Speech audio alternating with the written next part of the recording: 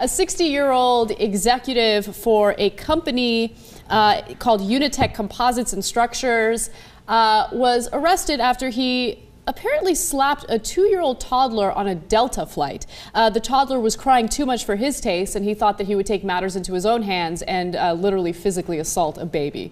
Now, he's facing charges for federal assault charges, and apparently he went up to the mother of this child and said to shut that N-word baby up. Oh, no. Yeah. Okay. Now, I don't know what's worse. It's kind of a funny thing to say, right? Because a guy losing it and slapping your kid is unacceptable to the nth degree.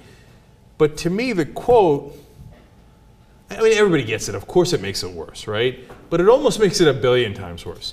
Because it's one thing when a guy snaps, he's having an emotional problem, and he does something he definitely shouldn't have done. We're going to regulate on that, trust me, okay? Mm-hmm. But when he does it maliciously and proves it by saying that, ooh, then we're going to have much larger issues. What kind of weak, cowardly little, you-know-what, slaps a 2-year-old child? Like, I get it. You know, people get annoyed with babies crying on flights, but you know what? It's part of life. And there are things that we have to deal with on a daily basis that we don't like. What I feel like is that this guy is, you know, this executive at this company, he's doing well, and he feels like he's entitled to a better life than everyone else. So all the minor little annoyances that we have to deal with, he shouldn't have to deal with. And he can take matters in his own hands and overreact the way he did. Yeah, and Jay, I wonder if he takes those prejudices and applies them at work. But I'm sure African Americans have the same chance as anybody else of getting work. By the way, just in case you're not sure about who's right, FBI Special Agent Darren Cheney said in a sworn statement that that is how it went down. Yeah. Okay. So now, J.R. Jackson, what happens if you're in this situation and this guy slaps your 2-year-old kid? I'd have been taken off in handcuffs. I mean, that's, and in my opinion, that should be allowed. It should be warranted. Like they should let you off. I should get 10 minutes of temporary insanity, and I left both of my feet in his ass. Like I don't see how any court could tell you that you were supposed to sit there and let somebody call your baby a nigger baby and slap the shit out of him because he's crying on an airplane. On an airplane. How big of a cliche can you get from, oh, the baby was crying on the airplane. Oh, so I slapped him because the baby was kicking the back of my seat. That's what happens, dude. Hey, you're a CEO. Hey, just go to the front then. Buy your first class ticket, sit in the front. Mm-hmm. If you just can't stand it.